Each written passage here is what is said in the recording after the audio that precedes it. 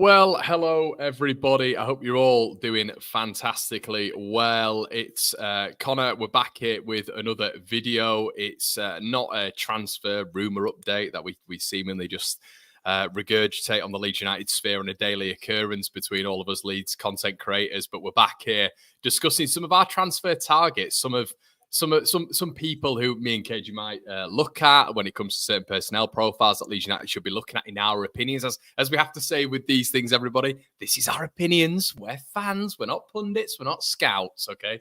These are just people who we'd like to see at the club. But KG, how you doing, man? Good to have you back on the channel. It's good to be here, man. Shout out to everyone in the chat. Hello, how are you doing, everyone? Hope you're feeling good, smelling good, all that good stuff. But yeah, it's interesting at this time of year. We're just speaking off air, and it's interesting to gauge how people are feeling. But I guess because at this point, nothing's happening, the transfer window isn't open. But I'm feeling good about the future, in terms of where the club is with the ownership. We've already had good messages from them. The Red Bull investment, which for me is a positive bit. By the way, cheers, everyone. If you want to contribute to the transfer fund, go on redbull.com and put Leeds United transfer kitty, and it goes straight to our funds. Okay, so there you go. Yeah, man, I've seen a lot of. Yeah, sorry. I was just going to say I've seen a lot of stuff. That people sort of suggesting that maybe people who are supporting Red Bull's investment are on the payroll. Can you clarify that you're not on the payroll there, KG? Yeah, my bank will tell you I ain't on the payroll, guys. I promise you. Yeah. My direct debits tell you I'm not on the payroll. But no, just in regards to that, because of where we are right now, the three teams that came down, we're in good shape and we've got a good base. We've got a good base to work from. Obviously, we're getting curveballs thrown in like Gruev, potentially leave. But that's where we are at this level. We're going to be picked off by the bigger clubs because, as with any player that does well at this football club, they're seen by everybody. We don't get away with being, and even a Southampton that's gone up, we don't get away with being that, and players can just stay at that football club. When they do well at Leeds United, they get interest from elsewhere. It's been the same for years, people, when we've been out of the top league. So it doesn't surprise me that Gruev has garnered this interest. But apart from that, we've got a good base to work from. And if we recruit the way that I feel that we're going to, then we're going to have a good year. Yeah. I wanted to get your thoughts on Red Bull. I don't think from memory, mate, we've spoken since the Red Bull Online anyway. So I'm really, really happy with it.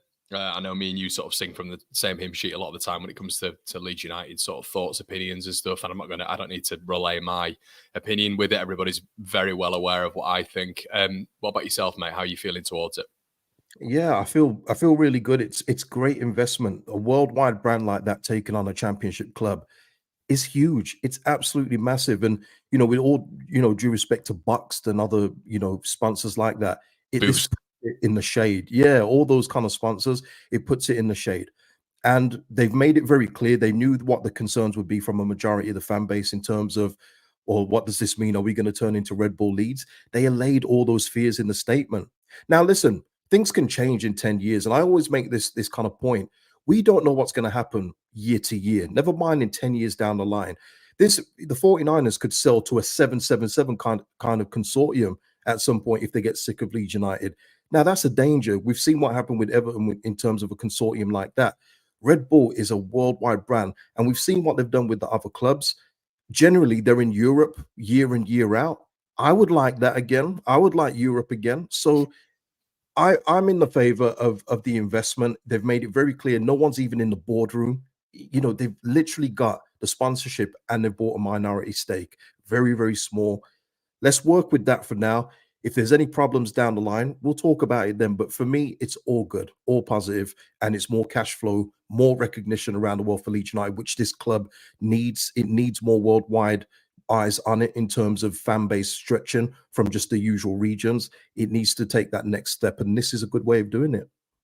Yeah, I can completely concur with that. I agree with you in terms of like sort of the globalization that needs to happen with Leeds. I think there's sort of a tendency at the minute, KG, to be quite insular as a fan base, and we are this, we are that, and whilst it is our greatest strength, of course it is, as a football club in the modern era, we just simply have to expand. And you interestingly, you were talking about Europe there. You hear it a lot when it comes to Leeds United fans wanting a certain thing, but you when you're when you're retaining atmosphere, when you're returning a certain element of Leeds United when it comes to the tradition, prestige, history, all that sort of good stuff, in a strange sort of way, Cage, you kind of have to sell your soul a little bit to be able to gain that sort of like, top 8 even momentum nowadays. Unfortunately, it is the mafia, which is the Premier League. Yeah, and I know people are concerned with that, but I always say everyone that's rich, and let's go 99%. Let's not say everyone, but a majority of people that are rich that are investing in the club, there'll be people that they're investing via the 49ers enterprise that we haven't even heard of, and they're usually the richest people. You don't know where they get their money from or what they've done in order to get there. So it's always hard for me for people to go on a high horse about Red Bull when we don't even know everybody that's invested in the 49ers enterprises right now. So, you could have a billionaire that's, done some shady things along the way. Is it going to taint how you feel about your football club because you're getting money from them if you don't know? No, because you don't know. So that's the main thing for me. You don't know where the money's coming from. I guess the only time you really know is if it's a state-owned kind of thing. But we're not there. We're not that. We've got the 49ers in charge. They've brought on a big, massive worldwide brand in Red Bull to help out. Enjoy it, people. Let's go for the ride. And listen, we're already hated as it is. Let's just pile on some more. You know what I mean? Yeah, it does feel like that continuum of hatred's going to definitely expand. James says, "I'm sorry, but I'm still disappointed with Farke, and I cut my hair just like him before the final. Maybe it was a bad omen." James, it's an odd selection, mate. Fair play to you for having that head of hair, my friend. But for going for Daniel Farke, Farke's hair hasn't ever really changed, has it, Cage? No, He's very no. consistent. Even the length, it's always the same length. Love the Patreon. Shout out to you, James. But yeah, I guess what I wanted to discuss straight away, Cage, before we get onto sort of player selection and what I wanted to do with you guys as well. And the reason I got Cage on is because, I know Cage is well versed in the football world when it comes to, watching other games and stuff, which sometimes I'm not sure many people do. But I think it's key to get him on and speak about, I guess targets that Leeds could be looking at. So yeah, what I want you guys to do is get involved with the engagement, interact with some players that you feel would be adequate for Leeds United. I've seen a lot of people already mention Philogene. Some people are mentioning other individuals as well. So make sure you get your thoughts in the section below. But I wanted to start on the news. To be honest, KG, there's a lot of news around Gruev at this moment in time. Obviously, we'll get into certain picks of which we could potentially look at alternatives when it comes to him. But what are your initial thoughts? Would you be okay with moving someone like Gruev on? Obviously, it was quite unexpected, wasn't it? Yeah, it was. And well, I mean, for me anyway, when I did my keep sell bench video, Gruev was the backup option because obviously Ampadu is a starting DM for me every day of the week. So it's not even close with that one. But at the same time with Gruev, it would have been nice to have kept him at this level for backup to Ampadu. But if he moves on, I feel he's replaceable. But that's not discounting what he's done. And I want to make that clear because he was good for us in terms, and that's why teams from the Premier League interest, bid rejected. Dortmund looking at him, various other German clubs. There's a reason why they're looking at him because he did all of the stuff that he's supposed to do very well. It's just that I do feel, and I'm even guilty of it as well with Glenn Kamara, because we didn't have a goal scorer midfield or someone that even liked to shoot. We then wanted everyone to do the things that they're not really comfortable doing, and Gruev then gets criticized for a lot of things. And yes, his passing towards the end was very basic. I get it. He was just turning the ball over, going back sideways, cool. But when we was in that unbelievable run of unbeaten games, he was mopping a lot of stuff up. And those are the dirty jobs that go unseen until they go out or they go off injured or off form. And we saw that with Tyler Adams as well. When he was in the team, we looked much better. And then when he went out, it's like, oh damn, we got a big old polo in the midfield. So Gruev for me is that, and I can see why there's clubs after him. And it does tell you just how well he did with the kind of clubs that are coming in for him. Beating Champions League finalists are coming in. And it just tells you as well, if we do get 10, 13 million, it doesn't mean that we have to plow it back in defensive midfield. Because what I don't want is, yes, the Gruev news is unexpected, but I don't want us to now go shopping around for another DM. Because eventually they're going to be a backup, aren't they, to Ampadu? So you're going to have to find somebody who's willing to be a rotation player or an emergency player to come in if Ampadu's injured, which is very rare, as we've seen. So concentrate still on the areas that we haven't got any players or skeleton in those areas, and take that money, invest it wisely. But no grudges against Gruev for moving. Overall, from when he came in to the end of the season, he deserves it. But hey, listen, I got a comment yesterday saying about Gruev did well for us, but I can't forgive him for the 2 games against Southampton when he didn't track Smallbone. And it's crazy, but that's what some people will remember, and I remember it too. But I also remember what he did for us in his good period too. Yeah, I've sort of been, I won't say guilty. It's just how I read the game. I'm not a massive. I think he's decent at what he does. I think he could do a lot more from that deep role. And I think when me and you maybe get in some of our picks, we can evidence that really and what we want from a DM. You know, if we are to look at a DM in our picks and all that sort of good stuff, I think there's still competition to be had there. Obviously, it depends, doesn't it, KG, on what happens with Archie Gray, who's a real topic of conversation at this moment in time. Yeah.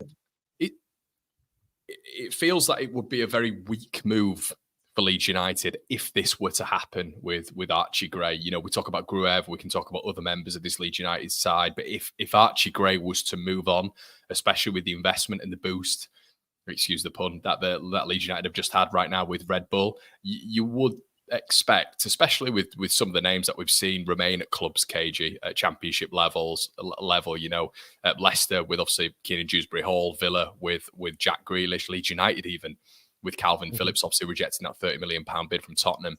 It would feel quite weak from Leeds United to let Archie go in this window, wouldn't it? And I think that's probably going to frame a lot of our conversation today.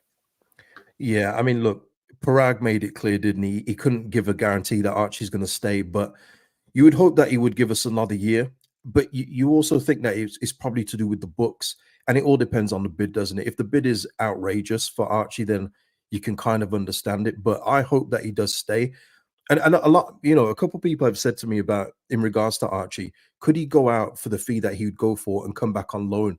They liken it to the Jack Clark thing, but there's big differences between the two. At the time, Jack Clark was he had raw potential, didn't he, when he moved? He had a couple of good games that were televised and Tottenham jumped on it, but he was never where Archie will be in terms of Archie will go to this next club and be an option in midfield for that team. He wouldn't be able to come back on loan, first of all, because the price would be too high for him just to send him back out on loan. So there are differences between the two players. But I do feel that we can keep Archie. I do see that happening for one more year. But all it takes, Conor, is, and I liken this with Ethan Ampadu as well. We think he's going to stay. His statement yesterday says that he's going to stay. But all it takes is Newcastle to sell Guimaraes to Man City for 100 million. Then they have to recruit 2-3 midfielders to replace him. Hey, we're going to get Leeds United captain Ampadu in, as well as another player. And everything changes. Like, it's not all dependent on what we want. You know, because I'm sure Daniel Farke would have much preferred to Gruev to stay. But when those kind of clubs, Dortmund, etc., come calling, it's hard to say no for a player, because you have to, and I'm guilty of this kind of, you know, as you know, I always look at it from a player point of view. Me as a content creator, I don't want to look at this championship season again. So think about a player where they're thinking, oh, I could be playing Champions League football, or I can go Oxford away. You know what I mean? So there are things to consider on the player side as well. And just one thing with the Gruev thing, my intermediary friend who works very close with European transfers says that Gruev is probably option B. Their first choice is Yerdy Schouten from PSV. So just look out for that, because obviously Dortmund are trying to get Maatsen and Sancho back, and they're going to be very expensive deals. So just look, you know, be on the lookout for that. Contact KG. There we go. So yeah, no, 100%. There's, I think, yeah, it's one of those, mate. With regards to, and I've seen Kevin is one of the fans of the channel. He saw Ampadu and got a picture with him the other day, and he said he's staying. And that's the thing, Kev. We've seen this story before, haven't we, with footballers, where, you know, they'll tell us that they're staying and something happens. I remember it with Pontus Jansson years ago. He went on holiday, met a couple of Leeds fans, said he was staying, and then the week afterwards, I think he was at Brentford. So it does change in football. The only thing I'd say to that, Conor, is, again, think about it from a footballer's point of view. You got a mad Leeds fan coming up to you. Are you staying, mate? Nah, I'm leaving. I'm going next week. Yeah, exactly. Yeah, Kev. yeah. Just think about it from that angle, people. Bear that in mind, Kev.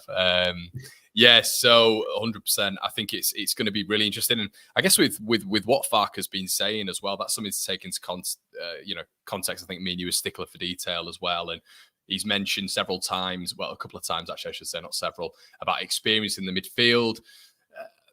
I guess maybe with some of my picks that hasn't framed the choices. I'm still going with a little bit more youth. However, if we're taking that into consideration, I guess you've got to, haven't you, KG, with the words that he's been speaking of. You look at his past midfielders as well. Mario Vrancic was a lot older. I believe he was 25, 26 in comparison to Gruev, 23, Ampadu, 22, Archie, 18. And there was obviously Tom Tribal in there. There was Teti, who was an experienced midfielder as well. So are you sort of framing that as what he'll definitely be looking at this window? Yeah, I think in a couple of areas. I think more maybe defensive as well. Maybe at the defensive side of it, just a little bit more of an experienced head back there. But I think you can mix it. I think there's a good mix, like the two attacking midfielders I've suggested. And I'm not married to these two, but I'm just saying two examples: a Jordan James from Birmingham City and Sammy Schmudix from Blackburn. There you have, one is more of a playmaker. Both like to arrive in the box late and shoot, which is what we need. But you've got like your experienced head and a younger one. So I think we can mix it up and have a good balance there instead of just going all out like a 33-year-old who can't move. He's not mobile, but he'll give you experience. I don't think we need that. We've already got a couple of those already at the club. So it's good to get a balance. And that's the kind of thing I'm looking at this point in time. Yeah, and I understand that. I think it's quite right as well. I think experience is definitely something obviously you need within the ranks, but I think just general quality is something that we need to be looking at. I mean, with Gruev going out, I'm a huge fan of Ekwa at Sunderland. Now, for me, he's extremely enigmatic. He's powerful. Had a good game against Leeds as well. Obviously, we're all going to pick out on that game, but the Sunderland fans absolutely love him. I think sometimes with Ekwa, I don't know if you've caught a lot of him, KG, but for me, drifts out of games a little bit. And I think as a comparison to Gruev overall, there's some similarities, but I think there's a massive upturn when it comes to Ekwa. And the reason I've mentioned him is because I think there needs to be almost a balance in that double pivot as well. And I think you don't see enough of that with Glenn Kamara. Ekwa's got 6 goals this season. He's got 3 assists.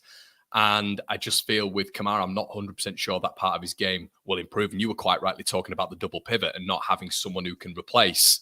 You can't have too many defensive midfielders in there. I don't think Ekwa is that. I think he drives through the heart of midfield.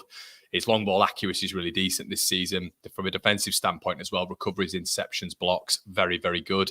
And to be honest, KG, when you do look at Sunderland, I feel Sunderland are always going to be a bit of a selling club. I think they've tried to almost harbour a bit of a Moneyball approach. And I've got another Sunderland player in here as well who probably people don't expect. It's not the obvious one.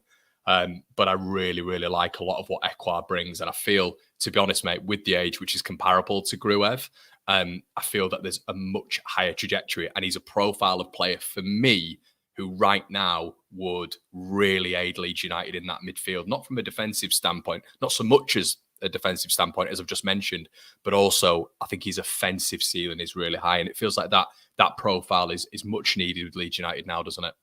Yeah. And you also have to take into account that, judging by the teams that are in this division next year, we're going to have a lot of the ball again. So I feel like we're going to be in possession for a lot of the time. So you're going to need people that know how to work the ball. If we were back in the Prem and maybe we're looking to be more of a counter-attack, then yes, it's not so important. But we need people that are good on the ball. I haven't seen too much of him. Is he going to be someone that needs to be bought? Yes, he is. Somebody who needs to be bought. His contract is, I think it's up in 2026 or 2027. I messaged a Sunderland pal of mine about him. He believes that it'd probably be around about an 8 to 10 million, which I don't know if Leeds United are going to be looking at. But his market value, if we're looking at transfer market, is 2.8 mil. But a young lad, contract length might be a little bit of a problem, but it depends how much we get for Gruev, doesn't it, KG? If we get a decent amount for Gruev and we are plummeting that straight back into the transfer market and maybe a DM, of which we don't know, like you've just quite rightly said, that might not happen. It might be, dispersed around the squad a little bit. But if we are going like for like, and listen, fan opinion, everybody, we have to say this, fan opinion, I like Ekwa a lot. I have to say, I think he's a really, really nice player. See, the thing for me is that I don't want another scenario like when we lost Lewis Sinisterra to Bournemouth and Leeds United feel then they have to just get another winger just because, we were already stacked there. We had Nanto, Somerville, and Dan James. there was no path for Jaden Anthony to come back. And I felt that we could have gone to Bournemouth and say, well, look, we need a fullback. Have you got one that we can take back? And that would have been much better for me than coming back with another winger that wasn't going to see much game time. Now, granted, I didn't know he was going to play as little as he did under Farker, but I feel that we need to fill it out a bit more. So my thing is, if we sell Gruev, I would love to. You're talking 8-10 million. I would love to plow that into the right back spot with a Van Erva from Coventry. Now, if we did that, then you're getting a player that is going to get you in the Championship, and I believe he can play Prem easy as well. 100%. And I would prefer us to do that, and then just go, because we've already got our first choice DM. Get a free transfer, get a loan for that spot. If you can get someone on loan who is happy enough to play a squad rotation like Conor Roberts did, he didn't expect to play every game, so you can get those players. Then I would prefer to do that instead of then saying, "Oh my gosh, we've lost Gruev. We need another defensive midfielder." No, we don't. Not really. Especially if Glenn Kamara is still here. Yes, he's not the same, steady presence like Gruev. He will go forward, and he does like to break up the attacks in their third, in the attacking third. But I don't think it's that important. It's an important position, but we've got Ampadu. You know what I mean? And he's very durable. Of course, injuries can happen, but let's shore up the other areas before we go spending 8-10 million on another DM. Like a free transfer I've got. I don't know at this stage if he would come now. Maybe he's looking for a nice payday at 34. But check Kuate, who's free from Forest. If he's willing to take a squad rotation role in Leeds, do something big as a free. Yeah. Potentially. Yeah. I think with what you're saying, it's quite right. And yeah, Kiarte is an interesting one, obviously, because he's not, he's just not got that. I think Kiarte's, what I like about him is 1v1. I think in a midfield battle, he's very combative, he's very physical, and as we know, he's very athletic and applied his trade at the top level for a long period of time now, which I think is important. But by the way, just to say, even though he's 34, he's not finished. Like he's not finished, and that's why I think maybe it's an ambitious one. Maybe he's going to go Saudi or something like that for a nice payday, and fair play to him. Yeah, well, it's going to be the wages, isn't it? It's going to be the wages. Yeah.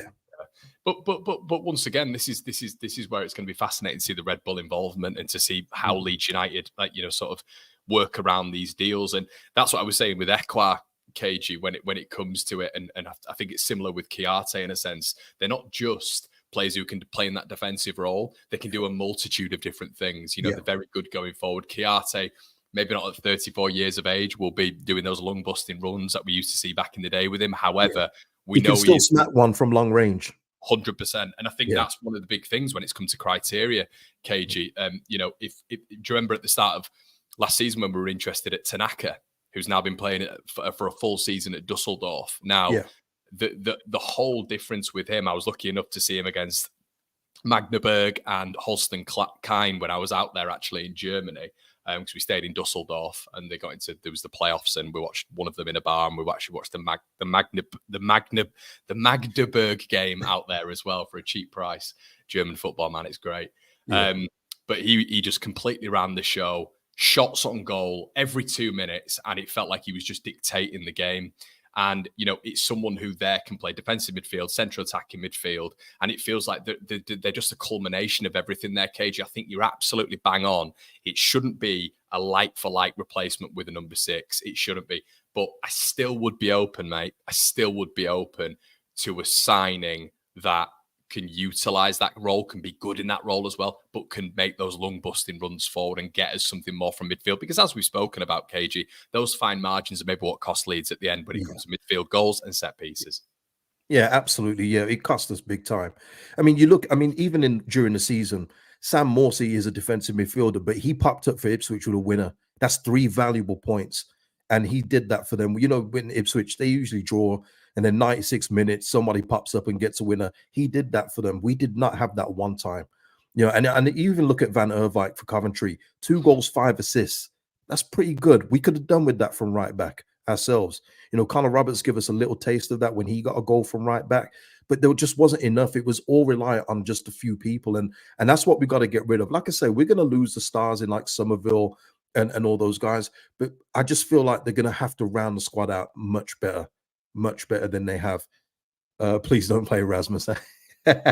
Well, I think it's interesting. It's lovely actually what Riley said there. I think they've actually. I think on your list you've got Van Ewyck. On my list, I've got Tri Hume. I, to be honest, thought this season he was. There's an argument he was the best right back in the Championship. He's the other Sunderland pick that I've got.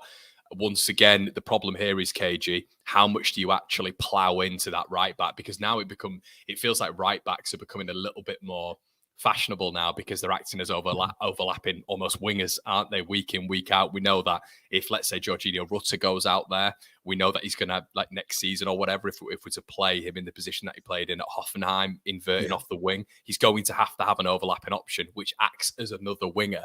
So they're becoming a lot more fashionable nowadays. And it looks like a lot of even these Championship options that we've been looking at, Van Ewyck and Tri Hume being obvious examples there. When you're talking about the money distribution, Leeds going to have to be really smart here. Yeah. However, what the beauty about what Riley said here, KG, is in between that, you've got two potential jewels, haven't you? You've got, obviously, Alfie Gilchrist at Chelsea, who's been rumoured heavily, and Ben Johnson on a free transfer as well. Yeah, the Ben Johnson one at this. I mean, listen, the guy's got Premier League experience and has been solid enough for West Ham. He does lack a bit of concentration for me, which is a bit of a worry in terms of him. But I do see him going to the Prem, and he's got a clear path to Crystal Palace. You know, Crystal Palace haven't recruited a right back in years.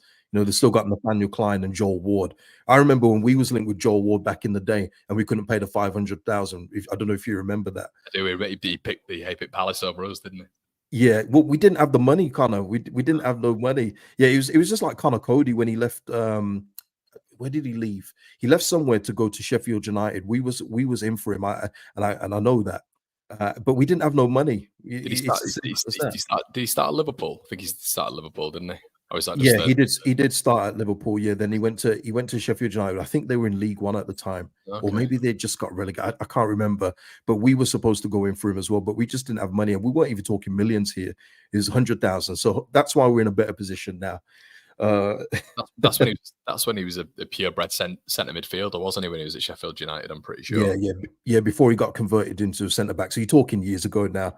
But like on the Chelsea team, I know you spoke about Gilchrist, but you know, I know a lot of people want a lone player back with Somerville if he's to go Chelsea. You know, what about trying to get back Cesar Casadei again? Ooh. Give him another go in the Championship. I wasn't that impressed with him, KG, to be honest. No. At all when he was at Leicester. Really wasn't. Okay. Did we and this is a conversation to be had, of course. I thought he was a little bit rushed on the ball. I thought a lot of the time he made play a little bit chaotic. I just watched him and I thought this guy's not got a lot of steady eddiness in sort of central spaces. What do you see from Casadei that's maybe a little bit different? Is it just the development of the player over maybe another year? Yeah. And again, you're looking at a midfielder that kind of does both. He does the defensive side of the work, and he can get forward. That's the only thing I'm saying. I'm just talking about a loan back, because I know a lot of people. You know, the slam dunk for them with the Somerville deal would be, say, the 35 million fee and a loan player back from Chelsea. But as we know, you have to pick the right one. I'm not saying that he's putting him out there. He's not on my list, by the way. I'm just saying, I'm sure he'd come back to the Championship. I don't think that Premier League clubs are going to be looking at him. I don't think he did well enough at Leicester. But he's still developing, and there is a talent there. But like I say, he's not high on my list. But if we are to get a player back, by the way, what do you think in regards to the price tag for Somerville? Because I mentioned yesterday on a stream that if Sunderland are looking for 20 million plus for Joby Bellingham, then we are not out of our minds to ask for 35 plus for Somerville. Bellingham, who wasn't great for Sunderland consistently over the season, definitely showed. Look, we saw against us, didn't we, Cage? He definitely showed moments, I'd say, but you know, it wouldn't be beyond the realms of possibility to suggest that he maybe wasn't in the top 8 to 10 central midfielders in the Championship this year. For me, it's crazy for them to. I think it's the name, isn't it, KG? It is. It's the name. It's all on that last name. And yeah, if we are to get, and this is a problem with football, but I also think it's right. I think it's right at the end of a transfer window to turn around and look at certain individuals who've gone for a certain amount. We've seen it over the years, and then to look at what Leeds have got, primarily for better talent and assets, and I think that's happened with Leeds for quite a while. To be honest with you, I remember it, with Rafinha when you get comparisons to other players. But yeah, I think that's crazy. 20 million. Yeah. So I mean, I'd be realistically looking at 15 to 20 for Nonso, surely. Yeah, and we know with Joby, when he does anything well, his bro reposts it, and all Jude has to do is say hello, and the world says hello back. So he's got a lot, and it does go with the name, of course, and that's what I'm just saying. I think sometimes some of our fans undervalue our players, and for me, if you're asking for 20 million for Joby, even though it's two completely different positions, we're more within our rights to ask for 35 plus a sell-on clause as well to add on it. And I think that's more than sensible. And I don't believe the 49 as well. Even with Gruev, I don't think they're going to let them go for anything less than they think they're worth, or that a deal that benefits them. We're in different hands now. It's not like the old eras now.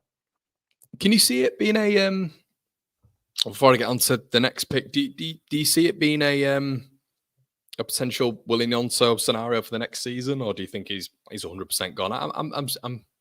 I'm really flicking between opinions on Willie Nonso. I'm more looking at clubs who would realistically come in for him. I think there've been a couple that have potentially been cancelled out. Maybe it'll be Europe. Yeah, I think so too. I don't think it's going to be Premier League anymore. I think it's probably going to be maybe Serie A. Maybe he goes to home to Italy, I should say. I don't think he's going to be here. Look, if he's here, then awesome, because then we've got the Dan James Nonto right side. You don't even have to think about that. Play either one. Doesn't matter, does it, at this level? But I do think he's going to be going. I'm in the mindset at the moment. There's already players that I've already visually accepted they're going to go. I don't know about you. And if they're here, then excellent that we've got another year out of them. I don't expect to see Somerville here. Nonto, obviously now Gruev. I don't expect to see those three back, at least anyway. So Nonto, I think there's going to be European interest. And plus, if he does still have that agent that he had last summer, his agent will definitely make sure there's interest in him. That's a fact. Centre-back picks, presumably we've got some. Wait, Conor, just before we leave the midfield, Jakob Moder from Brighton. Ooh. If he hasn't played much for Brighton, I don't know if it's going to be different under the new coach, but if he was available, say, for a loan or something, I would take him in the Championship. Yeah, like what, 6'2", 6'3". Once again, has shown it in the Premier League. But he's had a really bad injury, didn't he? From memory, that kept him out for a while.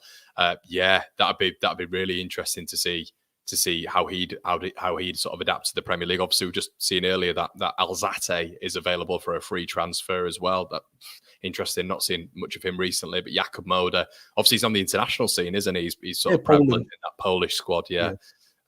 So yeah, interesting. Shan Baptiste is on a free as well. I've seen a couple of people mention the Brentford midfielder there. Can't profess to have seen a lot of him, I have to say. Any more midfielders there, KG? I know we're sort of going from back to front here, but we spoke about Gruev at the start. So no, that will be it for now.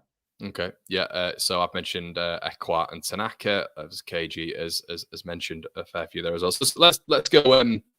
Let's go centre backs then, if you've got any there, mate. I think there's almost a synergy between me and you with one of them, and sort of I think you might have spoken on this last year. I said, hold on a second, just need to get that. But yeah, I'll let you talk, mate, for 2 seconds. Yeah. Omobamidele. There we go. Omobamidele. Yeah, absolutely. And people, just in regards to Omobamidele, he's worked with Daniel Farke before. Omobamidele was very grateful to Daniel Farke. He scored his first professional goal against Leeds United, which is, there you go. There's a gift for somebody. And I just think it makes so much sense. You know, we're going to have to invest in centre backs. We know that. And he already trusts him. And we know with Daniel Farke, we've seen with his recruitment with some players, if he's worked with them before, he'll probably trust them again. And it just ticks a whole bunch of boxes. You know, I wouldn't be mad even if we went for that on a permanent deal. Yeah. I do think it alone would probably be more viable. I think Forest will probably be more willing to do that because he is still young. And who knows if Nuno Santo is going to be there the season after. But I would absolutely go for him at this level. You know, I think he's got all the tools: quick, strong, good in the air, standing tackle. He's got the lot. So I would go for him 100%. Yeah. How did you pronounce that name so easy? I think we've done a solid there, haven't we? Some names. Yeah, you know what it is, Connor? When it's in front of me, I can't pronounce it, but now because I can't see the name, I can say it. It's one of those. It is a very complicated name, but yeah, he's I can't remember if I think he must have crossed Daniel Farke, albeit Farke was maybe leaving the club, Norwich. I'm pretty sure he definitely will have done Bamidele. No, he did. He Yeah. thanked him. He said he was surprised when Farke, got canned because he really enjoyed it under Daniel Farke. So, there is a relationship there. Yeah. So maybe there's a little bit of influence there as well. Be interesting to see. So yeah, on Bamidele, I think that's a really, really nice pick. And once again, KG, offensively and defensively towards the end as well, you may be addressing the problems when it comes to set pieces. What I will say is there's a whole issue now. If let's hypothetically, but on Bamidele, Forest obviously went from Norwich to Forest. Good deal for him, of course. Hasn't been playing that much. Obviously, Nottingham Forest have bolstered the centre back, ranks. Yeah. Obviously, Murillo was a big one who may leave as well, which might impact on Bamidele. However, I'm not 100% sure they see him at that level. Maybe it's backup. I guess. Yeah, I don't think Nuno fancies him. I don't. Well, I guess then, KG, we've got to have a conversation a little bit about Joe Rodon. Okay. In your eyes, is Bamidele hypothetically, would he be a alternative to Joe Rodon, or would he be a backup to Joe Rodon? No, we've got to recruit centre backs, so I would get both. If you can pick up both, we need to utilize the squad more. That was another reason why we hiccuped. We didn't utilize the squad enough. So that's why I envision like Charlie Creswell being sold, bringing centre backs that you do actually trust. And that you can, not even think about Ampadu going back there again. We don't want to see that again, as well as he did at centre back for, a good portion. It was falling apart towards the end, wasn't it? And we don't want to see Ampadu back there. Please get centre backs in, give it a good competition. If we can get Rodon back, cool. Another one that's high on my list, as my viewers will know, is Ronnie Edwards from Peterborough. That's going to be a bit pricier. We all know Darren McAntony's a very good businessman, but there is a way to get him. And this is it as well. I always say to people, don't be scared. Harrison Burrows there as well. The left back, yeah. I mean, well, he was only made a left back, I think, last season. He was a left winger, wasn't he, originally? Yeah. So you're probably looking at like a wing back in that scenario. But there are going to be players that we're going to talk about that are linked with Premier League teams. But what we know with Premier League teams, people, is that they and ah when it comes to lower league talent. They're like, shall we do this? Shall we do this? But then in the end, sometimes they do get them, but sometimes they go for Oscar Garcia from Celta or something like that. They go for a foreign signing. So, and we will be looked at as like a pathway into the Prem. So you look at a Ronnie Edwards and say, look, you're not going to the Premier League this year, but if you come up with us, you're coming up next season and it's the Premier League for you. Same with like a Sammy Schmadix. I know you're desperate to go to the Prem, but if teams are going 28, I'm not sure. Come up, come with us, and we'll go up together. So we will be a pathway to the Prem, and you can sell it to him that way. Ronnie Edwards will be pricey, but I believe that you can go with a promotion fee, pay him a base fee and then say upon promotion, we'll give you this much and so forth. There are ways of doing deals, people. So I wouldn't be scared of Premier League clubs being after him. But yeah, Ronnie Edwards for me, Conor, is good enough to play Prem, so we'd be getting ahead of it. Much like Ethan Ampadu, it's like you've got a Premier League asset in the Championship that can come up with you and play there too. Yeah, I like it. No, it's interesting to hear players like this. Obviously, Ronnie Edwards. Obviously, I'm much more aware of Harrison Burrows. There's been a lot of hype around him for a while now. Ronnie Edwards not 100% sure on him, and I think that's why it's good with me and KG discussing a few players that we'd look at, and he's teaching me, and potentially I'm having a little bit of a go at teaching him as well, even though he's the master at his craft. Another one who I would potentially look at, and they are braced to sell him as well in this window, is Nathan Wood at Swansea, and there's a real reason where I'd be looking at him. I think that the big issue with someone like Nathan Wood at Swansea is, the beautiful thing is we've probably got a good relation, and we know how important that is. KG, you were just speaking about us maybe building up a good relationship when it comes to Chelsea with Ampadu and maybe getting a loanee back. Nathan Wood, obviously the establishment has been with us and Joel Peru and Swansea and doing good dealings there. And maybe not as far back as Dan James, but here we go.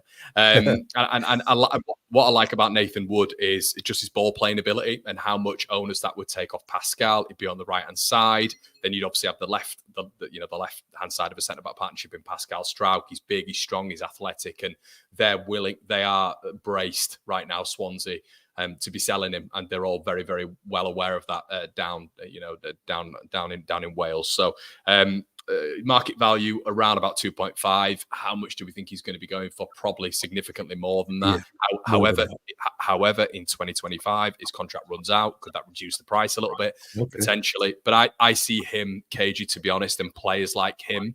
On Bamidele, I can see as more of a rotation structure. I think Nathan Wood, at his point in his career now, will be looking to play first team minutes. And I think that might be the problem if we are to bring Joe Rodon back as well. Yeah, Nathan Wood's an interesting one, because I remember a couple of years ago, man, he had a lot of hype on him. Where was he first? He was at Middlesbrough, wasn't he? Middlesbrough first, yeah.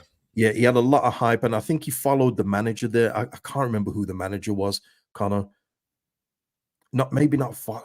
I don't remember, but he and then the manager got canned. But I don't know, man. I thought Nathan Wood would have probably had a quicker trajectory to the Premier League by now. And maybe maybe it could be our gain, and maybe he reinvigorates himself and at Leeds United if he was to come. But I thought he would have been in the Prem by now. I know he's still young. He's only what, 22? 22, yeah. 22, yeah. So he's got more than enough time to keep developing. And yeah, like you say, ball playing, and that's a lot the same along with Ronnie Edwards. Kind of all of them that we mentioned are ball playing centre backs.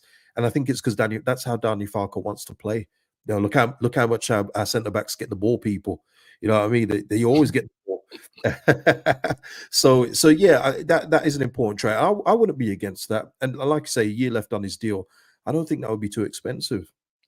Yeah, this is what I mean. There was Swans Live, I think it was, that I just had a quick look online before I came on, and they were saying that they're braced for it and they're looking for a high transfer dealing. But I'm looking at a contract run out in 2025. I'm looking at a player who's not willing to sign a new contract, and I'm thinking, might be quite interesting to see how much they actually think they're going to be able to get for him at this point in his career, really. Yeah, I mean, obviously that would be the sticky point. But with Nathan Wood, do you think he could play Prem football as well? Do you see it as a long-term one as well? Yeah, 100%. Yeah, okay. Yeah, 100%. Yeah, I'm still on the centre back issue as well. I've like I said, I've still stick with Craig Dawson as well. Yeah, I like it. That's almost your Czech Kiates as well, isn't it? A little bit of experience done at the top level, but available for decent.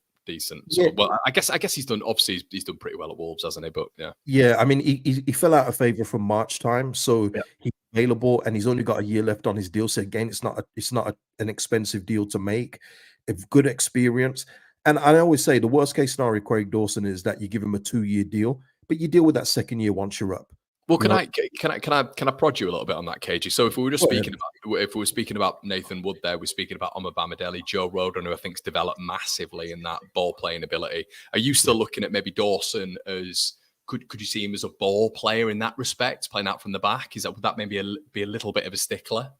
No. I think that. Listen, you can have ball playing centre backs. You know me. People always accuse me of being too baller focused. They don't think I like a little bit of meat and potatoes. But I'm looking also for someone. I always get it. They always think I want 11 jugadors all over the pitch. Tech merchant. Yeah, I use it all the time. But I do think that there is a definitely, especially at championship level, Conor, a space for a Craig Dawson who helps you out so much defensively, organizes defense as well, and gives you a threat at attacking set pieces as well. He's just so capable. And 34, I know it sounds old, sounds finished, but you do need those kind of heads with you as well that are still capable of playing. That's the important thing. They have to still be able to play. He is in that bracket for me. And with a year left, it won't be an expensive deal. Falling out of favor. Bring that experience in, because we couldn't use the experience of Liam Cooper because, we saw at the Watford game, he's not good. So getting somebody that you can trust, who can be a leader at the back, and go with that. That's what I would say anyway. Shebang, Bradley Dack. Bradley Dack. You see Bradley Dack? This is Schmadix now. Bradley Dack is Sammy Schmadix right now, because these are players that used to just score goals for fun back in the day. I remember Dack back in the day for Gillingham. Every week you'd see his name on the score sheet, man. It was crazy. But unfortunately with Dack, he's had 2 bad injuries on his knees, both of them. So I wouldn't go for that at this point in time. He's literally had 2 cruciate ligaments, and I think 2 ligaments on one knee, and he's had them on both. So I think it's a bit of a risk. Speaking of risk, Ryan Sessegnon, seeing as we're at the back, Ooh. would you take a chance on that, Conor? Let me ask you that before I give you my thoughts. It feels like Ryan. Just for full info, he is on the release list for Spurs now, along with a few other names. Please no Tanganga, Bozo at the back. I don't want to hear it. No. So yeah, Ryan Sessegnon. Yeah, Tanganga didn't have a great season at Millwall, did he? He's bad. Yeah, really bad. Yeah, Sessegnon, that step down, he's proven he can obviously do it before. We've seen him tear it up before, which was unbelievable. I can't remember how many assists and goals he got that season, but he did so well, didn't he? Injuries potentially a problem. Wages, look, all these basic things, KG, that we look at and we think, oh, it's not really measurable, but we have to take these things into consideration. We're not the club, but as a player, as a profile, I'll knock it back to you. How much of the season do you think he's going to be able to play if we brought him in? Do you think it's going to be a good investment for him to be playing? Am I going to be turning around to you throughout the season and going, KG, because of this suggestion, we're relying on bloody Sam Byram every week, mate? But you know what? Before we go on, Cecil, I want to say something really funny because Sam Byram was on my channel. Did my bench sell keep video with all the pictures in, and I said to the chat, if there's anyone that I've missed, please let me know because I think I've got everyone on there. Even got Klaassen in there. Guess who I missed off? Let's hope we didn't watch that video, KG. Let's hope we didn't watch that video. Oh my lord! I just the irony is tremendous. But with Ryan Sessegnon, he's had 2 hamstring surgeries, right? So, and he says that he's better than ever. We always hear that from players. I feel better than ever. Yeah. I do think that if it's a short-term deal, like a year deal, like the Byron one, it's worth a shot. If you get 20 to 25 games out of him at this level and you get anything near the Fulham days, then you've got a win out of that. The problem is, and I liken it to the Bamford thing, that was a long time ago now, but he is 24. You'd think that, he's still got a lot of years ahead of him. Hopefully, maybe he won't have that explosive speed anymore with 2 hamstring injuries. But if it's a short-term deal, I think it's worth a shot. Now, obviously, we could go a point in the season where both Firpo and Sessegnon are out, and we're like, we should have saw that coming. But I think if it's a cheap deal, and I don't think any club that signs him, by the way, will give him a 3-4 year deal with his injury history. I think it's worth a shot because, again, we have to look at things as we're just fans, as we know, but you have to spend money in places. We know that. But if you can get a Sessegnon for free and you get 20, 25 games, and if Firpo stays, he plays the rest. But I think I don't think we're going to see Firpo at Leeds at the end of the window. 12 months left on his deal. I think that's going to be one that Leeds are probably going to be looking at and thinking, we move him on. The thing about the thing is, though, we're not going to look. It's not going to be one of those things. Yes, please, In all fairness, you are right, please, because Leeds are going to get the best from the deal. Is he going to be able to, transition into the Premier League? I think his positional issues. I think the technical ability of Junior Firpo, KG, I think we've always been quite aligned with the fact that he's, interestingly enough, he got into football quite late, which I read up on about 3 months ago. I don't know, maybe that has something to do with positional awareness and, adeptness on the field. I'm not 100% sure, but definitely an athlete, definitely someone who's technically able. But we saw in the Premier League, and the Premier League's got harder since we were there in around, even just in a year. We saw the positional problems with Junior Firpo, and I'm not 100% sure that can just be treated with minor surgery, to be honest. And more to the point, Conor, we saw it in the Championship when there was times in games, and I remember the 2 in particular against Rotherham and Birmingham City. So we're not talking the best teams in the league. We're not talking Ipswich, Leicester, Southampton. We're talking about those 2 where he just got lost. When we lost the ball and he was trying to get back, he'd have to foul. Yeah, and as good as he is going forward, and he is good at going forward in the Championship, I'm not taking that away from him. Defensively, he's a nightmare. He's got no positional awareness. It's crazy how that is, and we can't bring that into the Prem. One thing I will criticise is him going forward with as well. Is I've been a big I've been happy with him because there's just been a little bit more of a development, and the biggest asset in football, KG, it's been available, isn't it? That's the biggest Yeah. asset, really. You've got to be a technically good footballer, but being available is massive. So I think that's been something that we've all actually enjoyed seeing with him. But yeah, I think one of the biggest issues for me is it's not the overlap as such, but it's beating the first man on the overlap cross as well. That it's constantly cut out.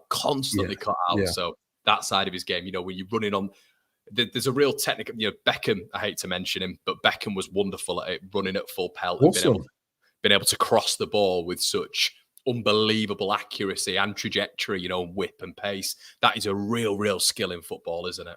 Yeah, it's lacking, but that's a whole different conversation in regards to just how football has deteriorated over the years. We're not going to get into that right now. But yeah, listen, as good as Firpo is at this level, I would be absolutely frightened if we come up in the next couple of weeks and it says Junior Firpo signs new 4-year contract. I'll be like, oh my Lord. Well, it's Leeds of old, isn't it? It's Leeds of old. It's not there's no ruthless approach there, really. You got to look at the long-term thing here. If we're looking back at the Premier League, we've got to look at what he was like in the Premier League. We've got to be serious here. Sentiment FC, KG. We're not Sentiment FC anymore. We've got two ruthless franchises, especially the Red Bull franchise, which is ruthless, associated with us now. We've just got to hope that we're not going back to yesteryear of Best Friends FC. Yeah, that those days are over. And listen, Conor, you know me. I've been tired of this for years. Like it's been a long road, my friend. Yeah, it's been terrible. The fact all it takes with certain players is for them to have one good game in 10, and all of a sudden the fans say, "Oh, this is where he is. This is the greatest player." And it's like, no. We need to let these kind of people go, and that's what I feel we're going to get with the 49ers. I think we're going to get that kind of ruthlessness, which we need, and we'll see, in the coming weeks how different players are going to try and get moved out, or we hear rumors of players trying to be moved out. But yeah, it's a new era now, and it's time to embrace it. Again, if we're spending money on the left-hand side, we talked about Sessegnon, Firpo. Josh Doig's just been relegated with Sassuolo. He's old link. Mine. Yeah, I've been talking about this guy for so long, but I think he's more than capable. I know he's looking like a little bit of a journeyman at just 23 years old. He's moved around a little bit. He has, hasn't he?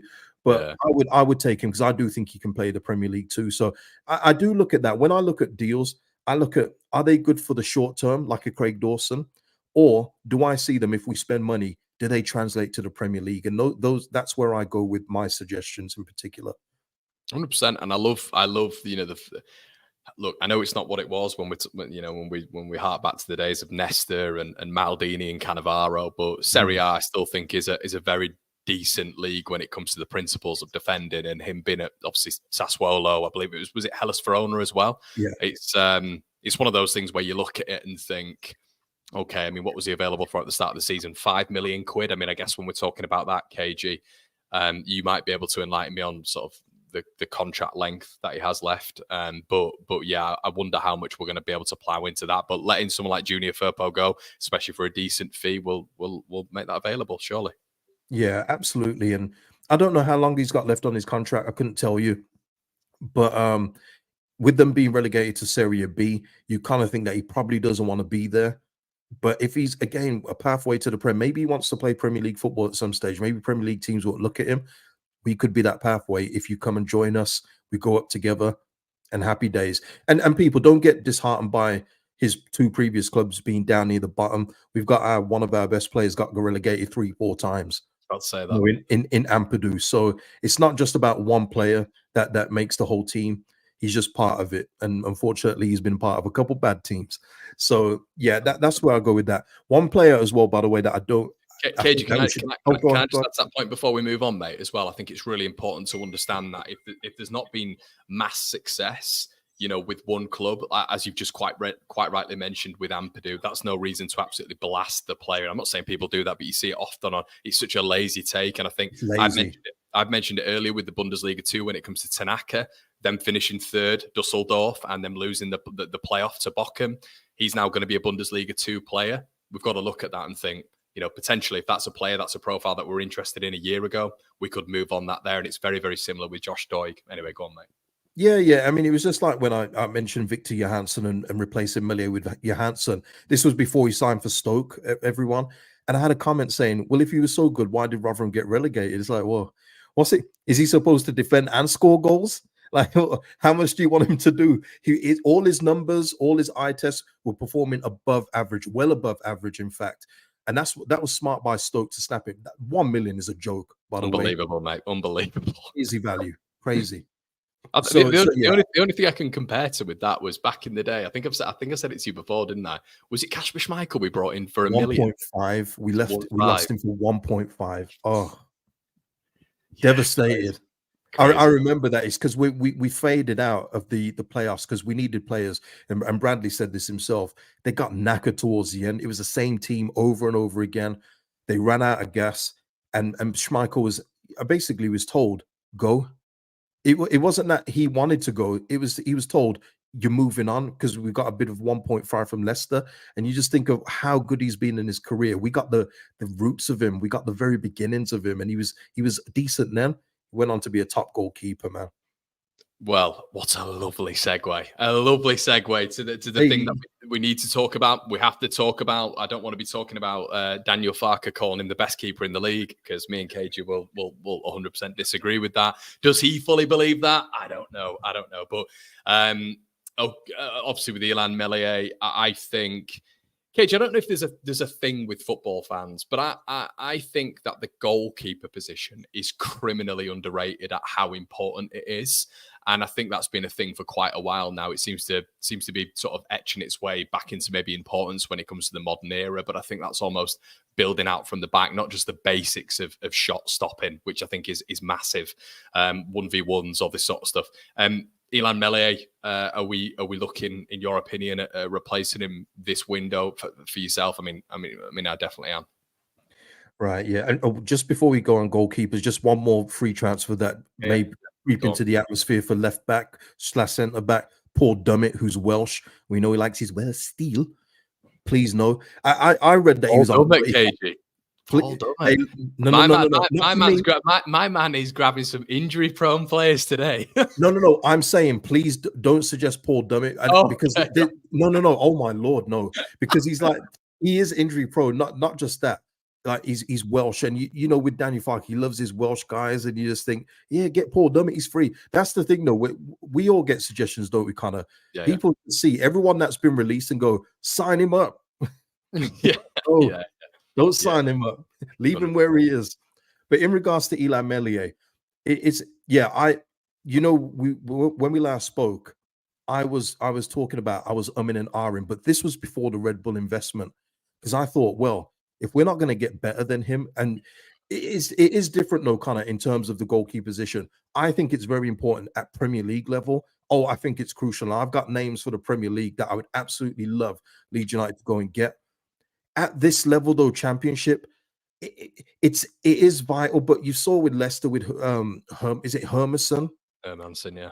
Yeah, he was good for them. He was above average. The eye test, he passed all those metrics. He was good overall. But then you go to the Ipswich goalkeeper, he was average as hell. Halecki, he was not good. He was not a good goalkeeper, which is why they used to win games 4-3, 5-4 and all that. He was an average goalkeeper overall. You look at Southampton, McCarthy, and especially Bazunu. Terrible goalkeeper. Trash goalkeeper. I think he was near the bottom of all the metrics. He's awful, man. He's stunk for years, though, man. People on my channel will know what I feel about Gavin Bazunu. But that's what I'm saying. With us being a possession-based team, I think we can get away with having just an above average goalkeeper. So if it's a short-term one for me that I wouldn't want to carry into the Prem, I'm all right with that. Or if we keep Meslier, listen, I know he was below average at times in the season and it hurts. You know, it does. But if they don't look to sell him, I think there's more important positions that we need to fulfill before the goalkeeper at this stage. Yeah, Chris says Sherpen will be available from Brighton 6-8. Brighton produced some quality goalkeepers. We obviously know Rushworth is from there. Obviously, they've done. You like Rushworth? I like Rushworth. Yeah, they've done a good job with Jason Steele as well. Listen, KG, I think it's what we, you know, it really sometimes can be as basic as well, and this isn't something that we should just hone in on, but with Brighton, their mode of recruitment, obviously you've mentioned Jacob Moder, people have mentioned Alzate as well. There's almost an element to it as well when you look at Brighton of just their recruitment and bringing players in who fit a certain mold. They've obviously got, who's the is it Batagan, is I can't remember. Yeah, Vatagan, yeah, who's another quality keeper. They just bring in really quality ball playing goalkeepers as well, which I do quite like. And I think it'll aid us. You make a cracking point though when it comes to possession. That is the reason Elan Mele hasn't been showed fully this season, because we are a possession-based side. People might not think that's important. You keep the ball away from the goalkeeper, and attack is your best form of defence. I just wonder, KG, in these moments, I've mentioned to you before that FootMob had him rated as saving us -4. I don't know how they designed these metrics, but someone smarter than me will be able to tell me. Hermansen saving, I think it was +6 goals. Rushworth saved something like +4.2, and then you had Elan Melier saving -4.1. His save percentage was bottom end 60%. I just think, you know, with KG, we're talking about midfielders scoring goals. We're talking about set pieces. These are fine margins. You've also got to look at your goalkeeper as well in these moments, saving us points per season. And that's where I'm going with this. If Melier is here, but you've strengthened all around him, and we can get back to a base, because I think people forget just how little shots he was seeing when we was on that run. He hardly saw a shot, Conor. Like the ball, there were times when teams would break forward against us in this division, and they'd look like kids on the playground because they knew it was going to be their 1 or 2 opportunities to get a shot off. And they, you know, when kids get excited, they just kick the ball, and it's like, oh no, I'm never going to get the ball back. That's still me at 5-a-side, mate. But yeah, that's me. Yeah. Listen, we've all been there. But that was an important period because he was racking up the clean sheets, and we saw the propaganda being spoke. Melier clean sheet, fantastic. It's like he didn't make a save. You know, he didn't make a save. He was nowhere near the ball, and that is important. And that's why I feel like, listen, I said Klaassen, he hasn't let us down. So if we were to let go of Melier and get a decent figure for him, plow that into the left back position or an attacking midfield position, and we've got Klaassen, and they can get another goalkeeper. You can get another goalkeeper for cheap. We've seen that already. Just short term until the Prem, because for me the Prem is important. That's where the real men come into play for me, and that's what I would prefer. I do think you can get an experienced goalkeeper for cheap. Do you have any in mind though that you would go for at this point in time? Apart from Rushworth, I like Rodak. I like the Rodak mention, but aside from that, mate, no, I'm a little bit more like you. I think that the position is important. I'm being quite hypocritical here and contradictory because I've just mentioned how people don't really give it that much validation. But I think you've twerked a little bit of a point in my mind when it comes to Leeds United being possession-based, but those fine margins having to be a little bit greater. Could there be a Rushworth scenario on loan? But the loan scenario, do you need a lone goalkeeper or a permanent goalkeeper? No. It feels like that position's huge. So I would go for a loan, and I've mentioned. Oh, really? Okay. I would go Strakosha from Brentford. He's not the first choice there. He's a former Lazio goalkeeper. If you could get him for a year loan without an obligation to buy, I would take it. And then once we go up, that's when the real men come into play, and that's where you get the real goalkeepers. And I like I say, it's a different level, the Premier League, when it comes to shot choice. Look, we see in this division the kind of shots that go in, and it doesn't get spoken about because it's the Championship. There's even a goal that I remember Nanto scoring. I think it was against Birmingham City, where I looked at it and I went, if that's in the Premier League, that shot just doesn't go in. But because it's the Championship and it went across the keeper's body, it doesn't get spoken about. And that's the difference between the two divisions. It's so important in that league to be a better goalkeeper. I just feel that you can get away with it, but I'm like you. I would sell Melier just for the comfort of the defense as well. I don't know if people trust him. He's always flapping at crosses. He'll come up with the one-on-one save occasionally, which everyone will then harp on about. But overall, his distribution, his collecting of the ball, it's still not there. And we're not talking about Melier being 22 anymore. He's 24. He's nearly 25. No, he's nowhere near the France setup. I mean, France are stacked. You know, one of my goalkeepers that I love is Bryce Samba. Absolutely brilliant. Bryce Samba, what Bryce a Samba kid. is Yeah. awesome. It's got everything. It's got everything. Yeah, everything you need: shot stopping, distribution, playing out. He's so well rounded. But who's in front of him? Mike Mannion. Mike Mannion, yeah. He is nowhere near those two. And that's where I feel sometimes Leeds United fans need to step back when they feel like Meslier is the be all and end all. Lafont, he's not even anywhere near. He's nowhere near it, and he was on that trajectory once upon a time. I'm not taking anything away from him, but his game has gone down, and we can't keep blaming the goalkeeping coaches. A bad, literally, has gone. Post Bielsa, isn't it? Really? Yeah, he just hasn't progressed. And look, I still think there's a good goalkeeper in there somewhere. I just don't think it's going to be at this football club.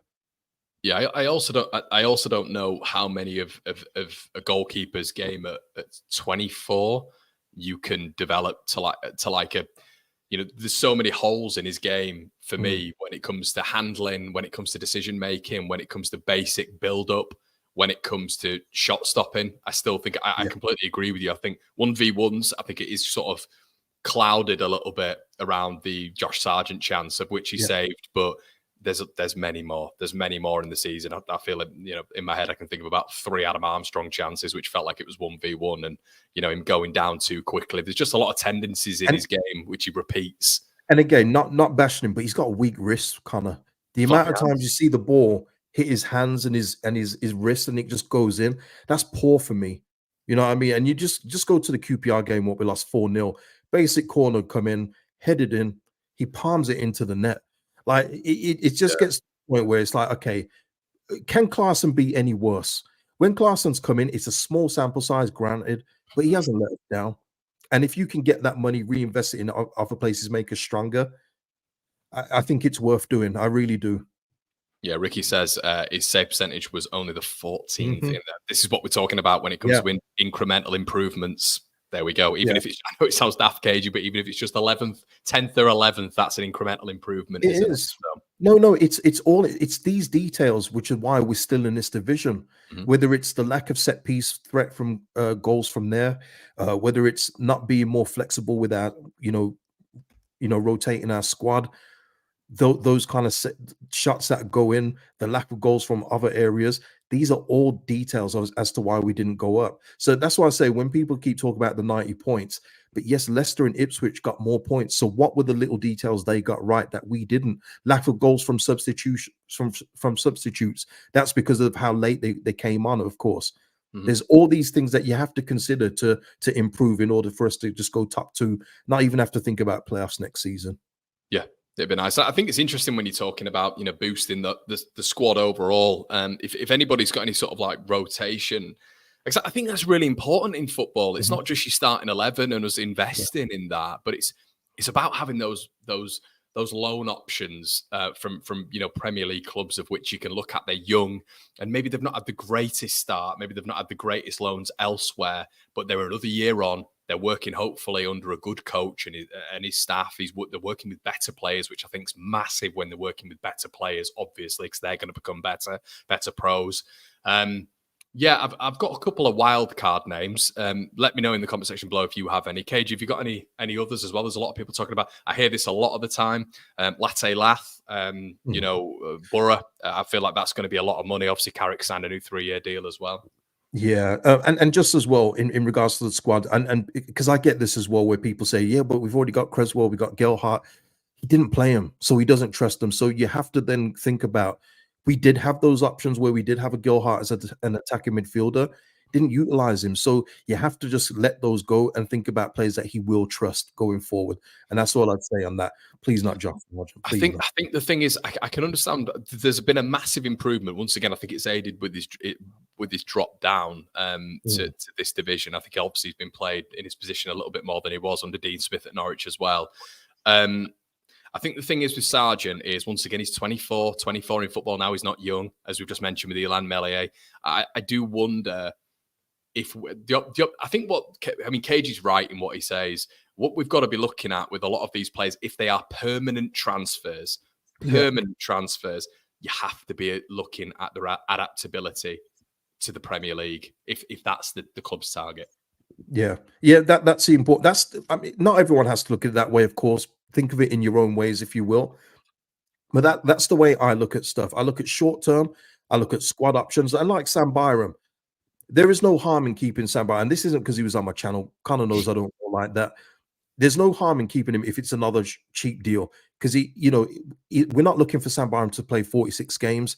It was actually our fault why he played so much football, because we didn't recruit properly. So if he's a bench option and he comes in at fullback for the Tuesday night game against whoever, then cool. But the funny thing with Byron, by the way, Conor, is that in the end he looked better on the left than he did the right. Yeah.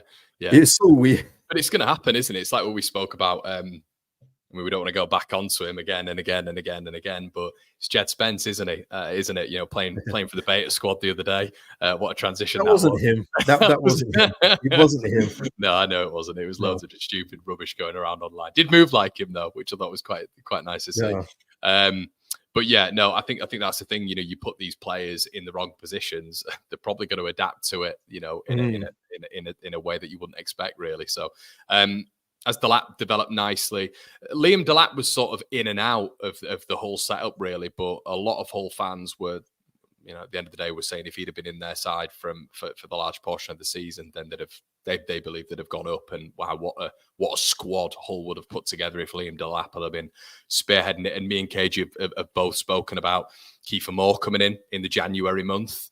A lot of sort of attributes that are replicated by Liam Delap there in a strange sense. And once again, you're looking at a potential short-term option there, because it would likely be a loan. Yeah, but again, if you're looking at an area where you probably want a little bit more experience, probably be the Kiefer Moore option than a Liam Delap. Yeah. And again, he's Welsh, which helps. He has that Welsh steel. So, you probably prefer that. And the other thing as well, Conor, maybe, I don't know about you. I'm not really thinking of strikers at this point in time, because I'm thinking that Bamford's going to leave in the summer at last. And I think it's going to be between Joseph and Peru. And at this point in time, I could be wrong. This is just guesses. I think he's going to have a second year where he's going to look a lot more comfortable, or be a lot more comfortable. I think he's going to have a conversation with Farker in regard to how he's being used. Joseph is also going to have a conversation. I'm sure his agent will say, how much are you going to play him? Because otherwise he's Gonski, and he's got options, and we know that. I think this is the issue with bringing in a 10 as well. And I know who you're going to say with the 10. We've spoken about this before. I think this is a massive problem in a 4-2-3-1 system. And we see Perot's tendencies, aside from the Norwich game, of which, I think, maybe it was a little bit overinflated how many 9 attributes he was replicating, but it was definitely the best game as we've seen of him, in the number 9 spot.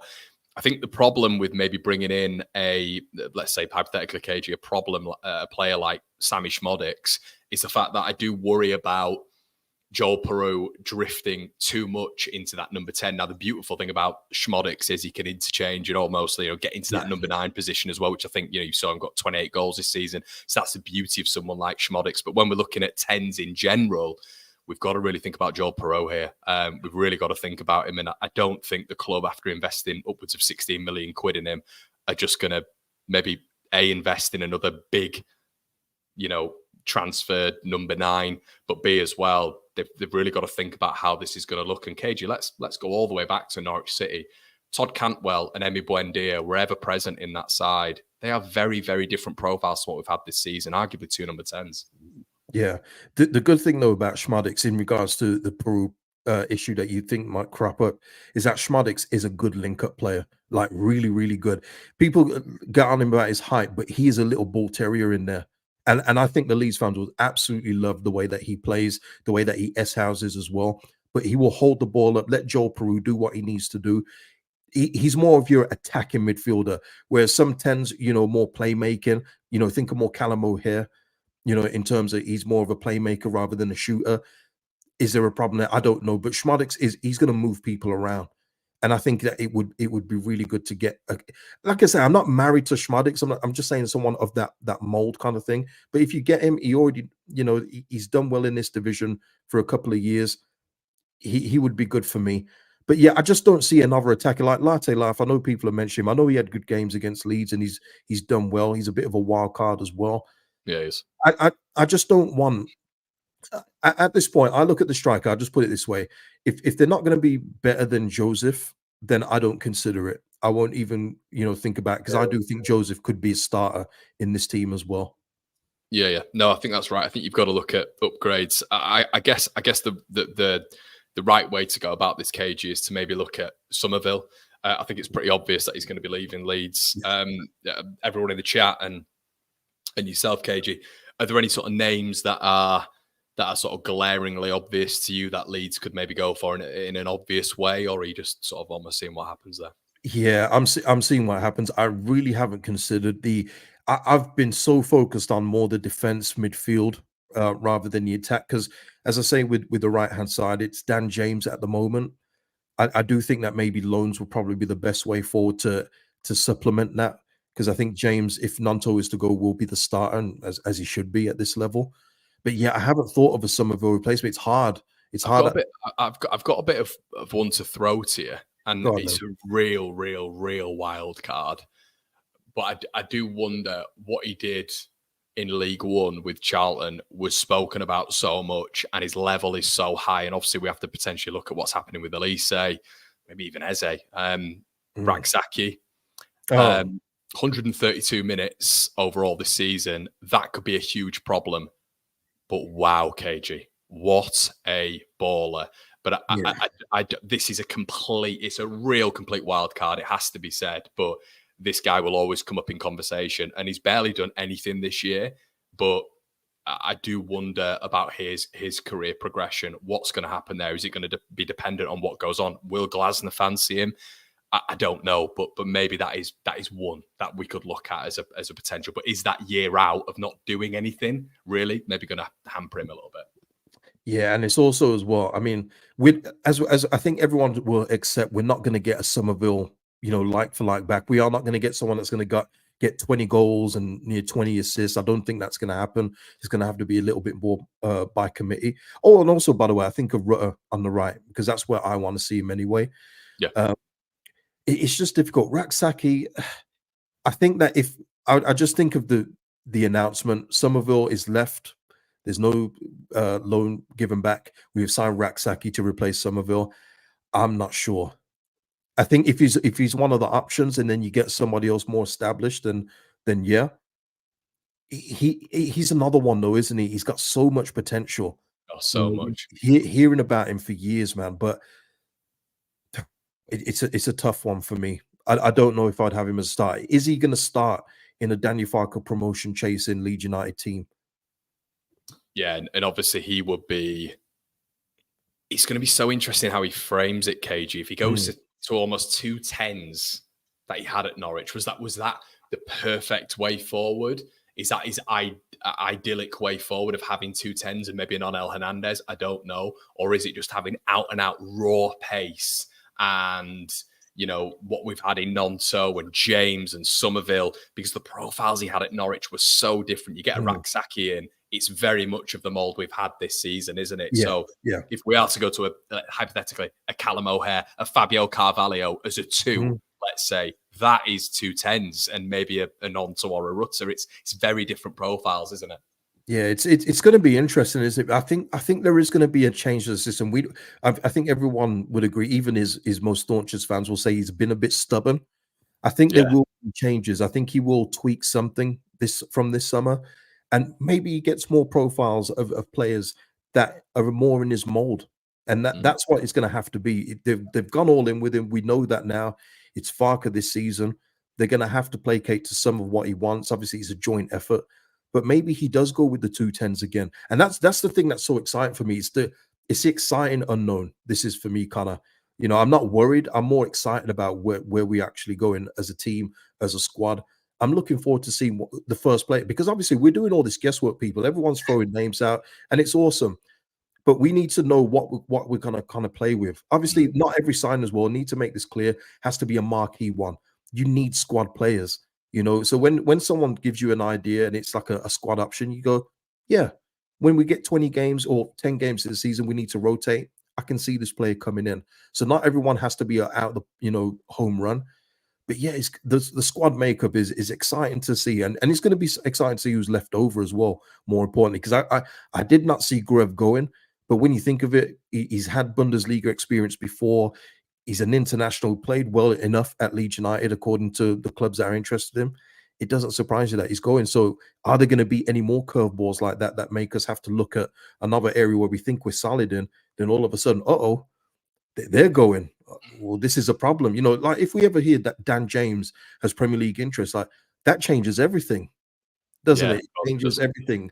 So we just have to keep abreast, keep a lookout of what happens during this window.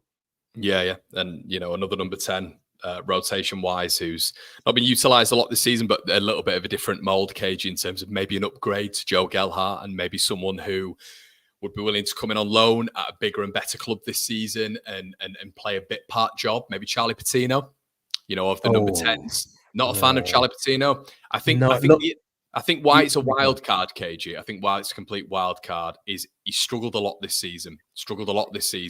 But I'd still look at what he's done in when you look at the starts he's made. Obviously, 14 starts, 5 goals, 2 assists. Don't think it's too bad. We're linked with him at the start of the season. Obviously, Arsenal Academy. We've mentioned this before. Do we need to be looking at this a little bit more? And is that a rotation option? Nowhere near a starter. Nowhere near a starter at all. But is that a potential upgrade on someone like Joe Gelhardt? It's in the ether. I would listen out the two. I would keep Gelhardt out the two. Just everything about Gelhardt out of the two just is better for me. His build. We need Patino's a smallish guy. I feel like we need a few men in there. Yeah, he's nothing against skinny people, but I feel like we need a few real men in there. And if you were giving me the two, I would pick Gelhardt, but maybe Farco would pick Patino. And that's the most important thing. And that's where I go with my thinking.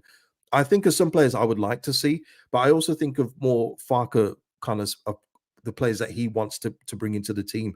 And if you didn't fancy Gelhardt and his style, maybe he does like the more playmaking style of a Patino. It could be that. And if you talk about it as an option, cool. But as an out-and-out starter for near 46 games, I think we'd be in a bit of a pickle there. I do. Yeah, and I guess with Patino as well, he's probably more of the Todd Cantwell molds than the Buendia molds. It's very, you look at Joffrey and in terms of build and stature, it's very much in the Buendias, isn't it? Speaking of Buendia, that's a long shot though. And the thing is, I think he's just had a bad injury himself, hasn't he? He's had a real bad injury, but I don't see a way back for him at Villa. What about, rejoining the band at championship level? Because listen, Buendia, I've never been convinced of him at Prem level, I've got to say. I know he was in that Norwich team, and that's fair enough, but he just didn't have enough for me at Premier League level. And I think even his move to Villa kind of proved that to me. But at this level, if you get the Buendia of championship level, oh my Lord. If you could reunite those two, if he's fit, by the way, you'd have to be all over that, surely. And it's why I want to see sort of Jordan Miles do some sort of madness as well when it comes to the European circuit, because there's so many amazing players that are there for relatively cheap, especially in those cam positions, mate, especially in those cam positions where you've got techie players on the Mediterranean. I'm really hoping he does that. And I'm really hoping it's been a while, man, since we've actually pulled a rabbit out the hat when it comes to that cam role. I mean, listen, probably Sam Saiz, isn't it? Yeah, because Pablo was obviously unbelievable, but that wasn't really a rabbit out the hat. Like you say, Samu Saiz was a rabbit out the hat, and man, I loved that guy until it all went sour. Listen, I mean, we also had Adrian. I'll never forget. The streets won't forget. But no, honestly, Conor, I mean, again, speaking to my guy, the one that was giving me, the Gruev information. Yeah. We were speaking about the talent that is out in places like Croatia, Montenegro, Bosnia. I think there's an issue now though with the Brexit rules. Maybe we can't buy those players anymore. Yeah. So it's going to be harder to get those kind of players. But there's so much talent out there. Like we're throwing out names, people. The Leeds United scouting network will be vast. They'll have a much bigger net than what we're speaking about.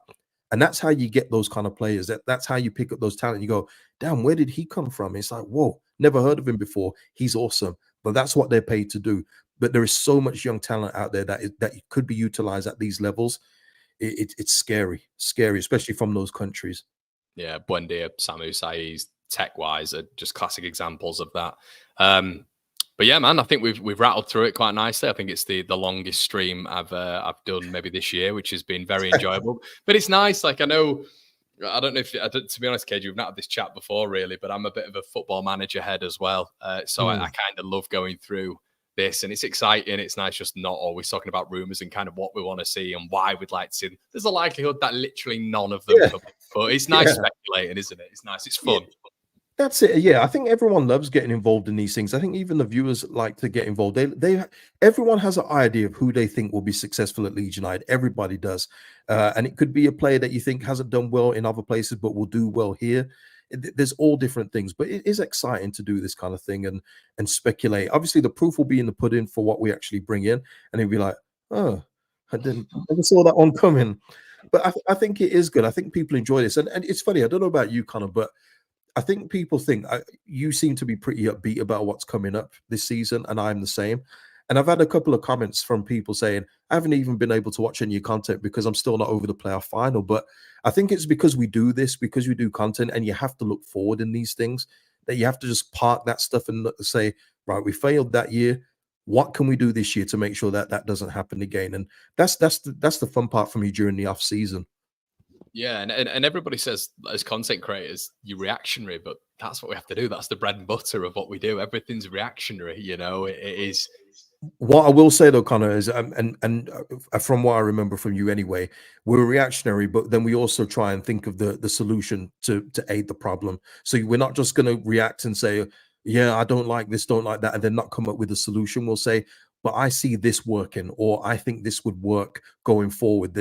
I'm always thinking forward. When we lost that player final, I'm thinking, okay, so what do we need now to go up next season? That's what I thought straight away. I wallowed for a day. I went, oh man, that sucked. That player final sucked. We absolutely choked it.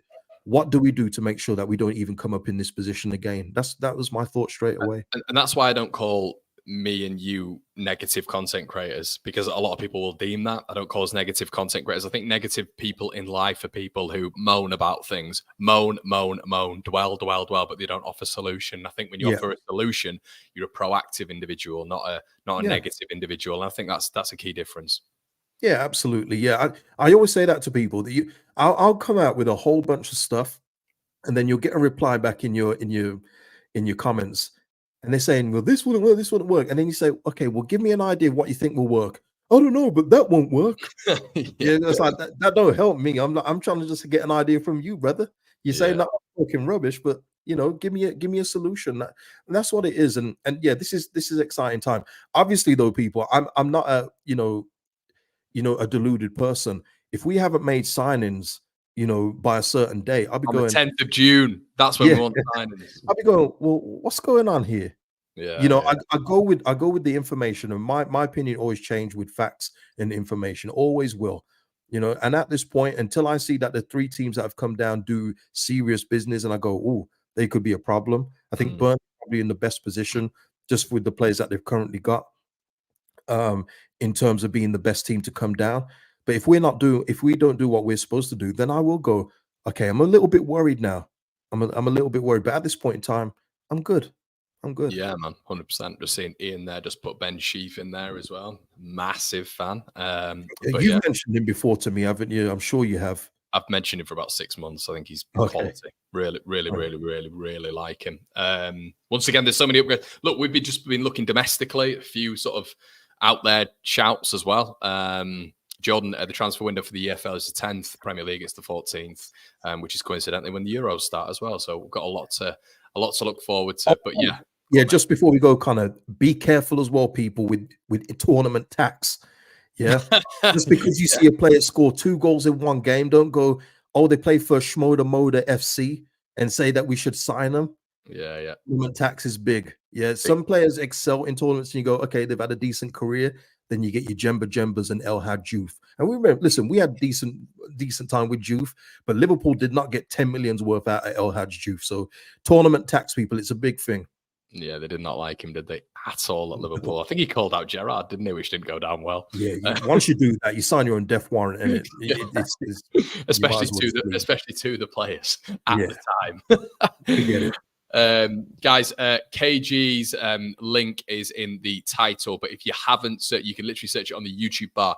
KG Vision and his content will come up immediately. Make sure you check it out. Well worth it. KG is a plethora of knowledge and someone who I massively respect on this Leeds platform. I'd just like to say, everybody, it's nice to see me and KG doing things together as well. Obviously, I really value being on streams and really enjoy it. We've done stuff on KG's channel as well. Make sure you check that out, but go over and check him out as well. Please do me a favor and do that, please, guys. But yeah, make sure you like the stream as well, everybody. As I say, rack us up in the algorithm. And KG, thanks so much for joining me, mate. No problem, man. Thank you. And thank you to everyone in the chat as well. It's been brilliant today.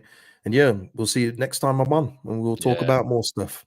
Definitely, guys. I'm sure it's going to be transfer related 100%. But guys, it's been an absolute pleasure and we'll see you in a bit.